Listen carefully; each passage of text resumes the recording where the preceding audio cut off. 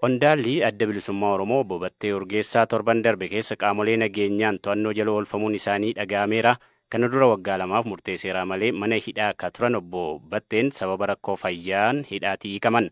Dubbi himaan ABO obbo Lammii Gammachuu akka BBC'tti himanitti obbo Batteen maaliif akka to'annoo jala oolfaman ammatti ifamiti firaafolii dhugaasaatu dubbise. Kamisa gaafa 22dha. Waltajjii gumii waloo jaarmiyaalee siyaasaa kan jaarmiyaaleen 16 keessatti qooda fudhatan anis jaalbatteen adda bilisummaa Oromoo ABO'dhaan bakka buunee warri kaan immoo jaarmiyaalee adda addaa bakka bu'anii waltajjii sanarra turre. Sa'aatii booda sa'aatii 2ttidha kan waltajjii sanarraati kan baane walirraa adda baane. Eegii walirraa adda baane booda naannoo sa'aatii 4 wayitti 10 Itoophiyaa jechuudha.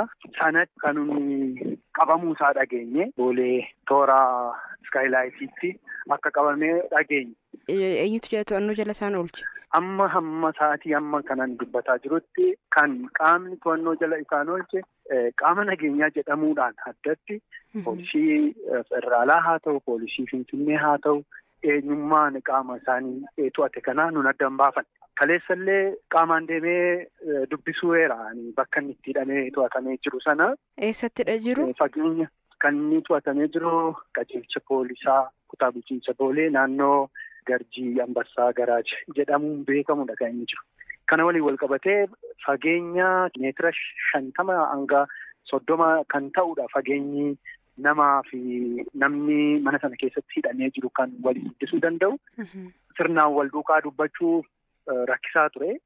Garuu jechoota gaggabaabaa fageenyarraati inni dhaga'uu an danda'e tokko waan uffatee fi yookiin achi keessa turuudhaaf isaa ta'u akka isa rakkisee jiru naa hime. Inni lammaffaa qabamuunsaa toora boolee ta'uusaa naa mirkaneessee irra deebi'ee. Sanaa booda mana murtii nu dhiyeessaniiru.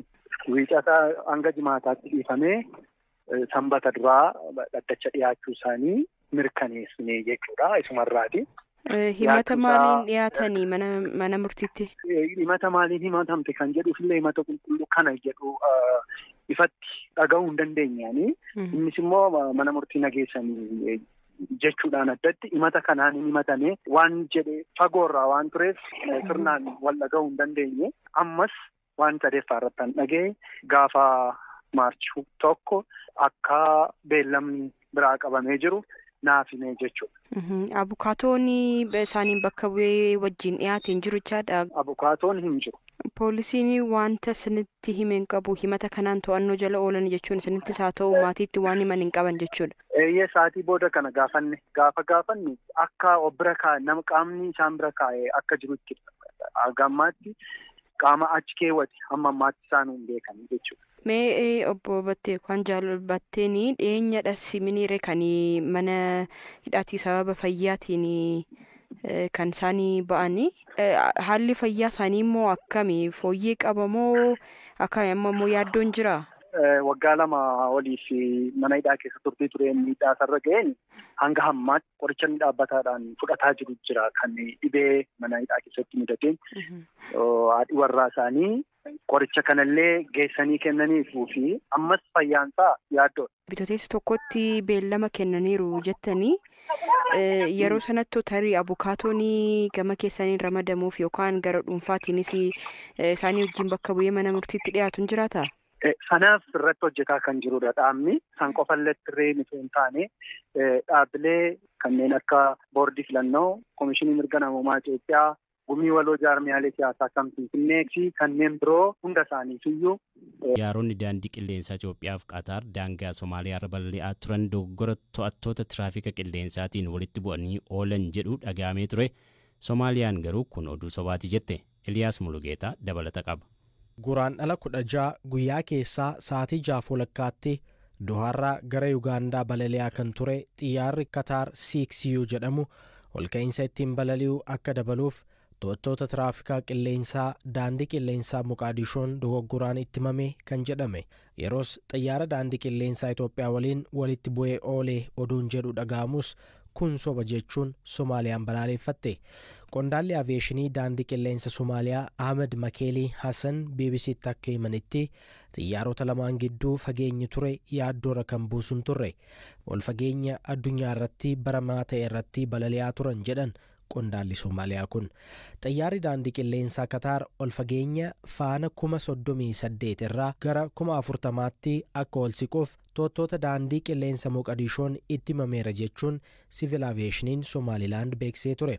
Yeroo ol fakkaataa sanatti xiyyaarri daandii qilleensa Itoophiyaa ammoo ol fageenya faana 39,000 irratti balali'aa akka turee fi walitti bu'uuf yaaddoo guddaa uume akka turetu ibsame. Akka ibsa Civil Aviationii Somalilanditti xiyyaaronni lamaan akka walitti hin buune kan gargaare mala teeknoolojii walitti bu'iinsa ittisuuf xiyyaarota irratti hidhamedha. Akka carraa ta'ee sirni Traffic Avoidance Collision System jedhamu ergaa hatattamaa kennuun ol ka'iinsa sanarra xiyyaarri biraa akka jiru akeekkachiisa kenneera jedhe Civil Aviationiin Somaliland. Kana ilaalchisuun abbaan taayitaa Civil Aviationii Somaaliyaa ergaan sirna itti balaa walitti bu'uu xiyyaarotaatiif kenname akeekkachiisa balaa osoo hin taane gorsadha jedha. BBC'n taatee kana ilaalchisuun ibsa aangawoonni Somaaliyaa fi Somaliland kophaan kennan jedhame kana addatti mirkaneeffachuu hin dandeenye.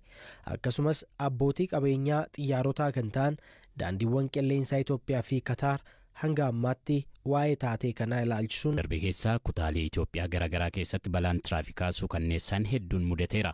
Balaa bakkeewwan garaagaraatti mudate kanaan namoonni lubbuun isaanii darbe walumaa galatti 20 ni caalu. Kanneen miidhaa cimaa fi salphaaf saaxilamanis hedduu akka ta'anii fi qabeenya irras miidhaan gahuu poolisii irraa qulqulleeffanneera. Miidiyaan biyya keessaa akka gabaasanitti balaa tiraafikaa godina Walaayitaa Sooddoo aanaa Diguna Fangootti mudateen namoonni 11 battalatti du'aniiru.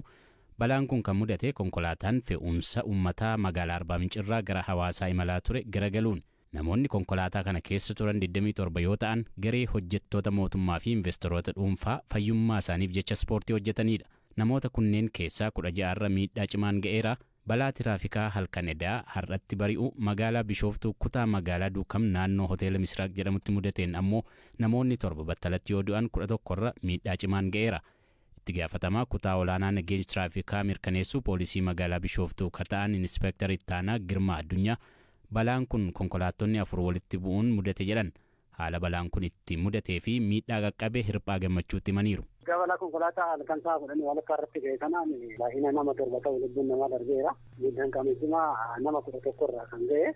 Biraas baluma kanaan immoo nama 3 irra miidhaan qaama salphaati. Miidhaan qabeenyaa konkolaattota ture irratti kan ga'e.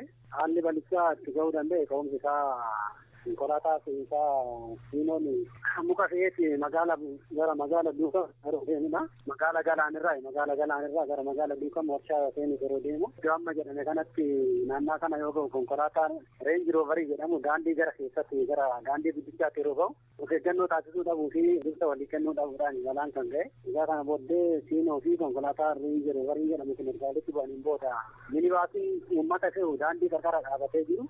Walitti bu'uudhaan miidhaan amma jedhamu kun ga'eera.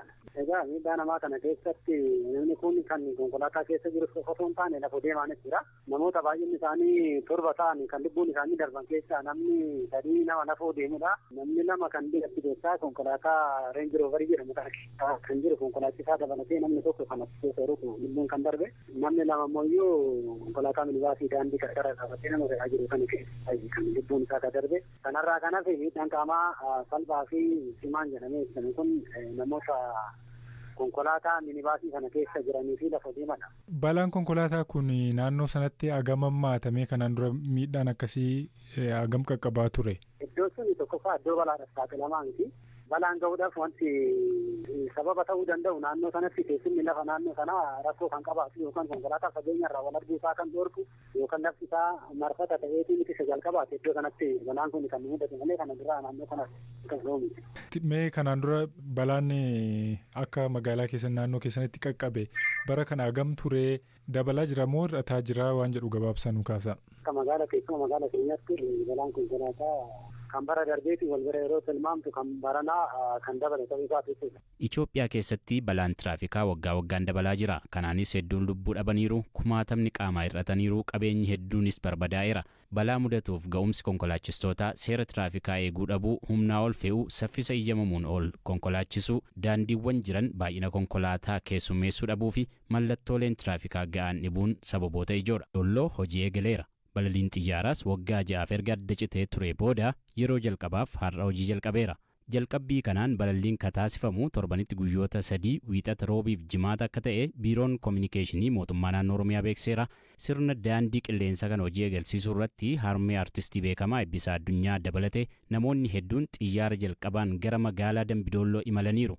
Namoota garas imalan keessaa tokko kataate ambaasaadar duraanii turizimii Oromiyaa Haliima Abdushakur Dambidoolloorraa bilbilaan dubbiseen ture. Baay'ee nama gammachiisa. Balalii seena qabeessa waggaa 6 addaan kutamee kan ture amma deebiitiin eegale. Kun immoo kan agarsiisu tasgabbii nageenya hawaasni kun buuseetiin jiruu fi nageenya dhufaa jiru kanaaf fedha hawaasaa waan agarsiisudha. Baay'ee nama gammachiisa. Jalqaba yeroo deemtanii Dambidolloo yeroo qubattan miirri hawaasaa akkam ture? Haalli Dambidolloo jiru maal fakkaata ture? Miirri hawaasaa baay'ee namatti tola. Namoota gama kiyyaan kanaan dura Dambidolloo dhufee hin beeku hageegaan gara hojii kanatti dhufee booda haalli nageenyaa tasgabbaan turre kanaafuu carraa Wallagga daawwachuun arganne carraa garaa dhufuun arganne waan tureef amma nuuf carraa bal'aadha. Nageenyi kun akkanatti yoo dhufe hojii keenyas asumatti dandeenya. Hawaasni iyyuu akkanatti yoo darbuta waan baay'ee nama gammachiisu. Namni dhimma imerjensiidhaaf gara Finfinnee deemuu barbaade akkasumas dhufuu barbaade waan hedduu salphisaa waan hedduu walitti fiduu danda'a hawaasaafis waan gaariidha. Amma gara Wallaggaa yeroo imalan keessaa'u gara Dambidolloo imaluun nageenyi isaa nama sodaachisa jedhanii namoonni baay'ee haasa'aa turanii akkam ture karaan sa'aatii hagamfaa imaltan? Imalli sa'aatii tokkoo ture balalii sa'a tokkooti. Hundi keenya sodaan qabnu ture uummata keenya bira dhufaa jira waan ta'eef waggoota hedduu namni dhufuu hin danda'in kan dhufes jira. Fakkeenyaaf haadha qabsaawaa Eebbisaa Addunyaatti nu duukachanii harmeen isaanii namoonni guddaa hedduu nu faan nu duukachanii baay'ee nama gammachiisa yoo as kennummoo hawaasni akka gaarii nutti himatee baay'ee gammadee jira gammachiyaaf laayitiin kamiyyuu akka na gammachiisee hin beeku baay'ee gammadee. Hayyee ulfaadhu amma atii fi namoonni akka keetii Oromiyaa beeksisuu keessatti baay'ee hojjechaa turtanii gara Wallaggaa kana gara Dambidolloo keessumaa imalanii beeksisuun kanaan duran baratamne turre carraan kun Oromiyaa beeksisuu keessatti hagam fayyada jettaa gara fuulduraatti karoorri isin gara sana imaluuf qabdan amma waan fooyya'e sitti fakkaata akkamitti ilaalta? Dhugaa dubbachuuf akka nama Oromiyaa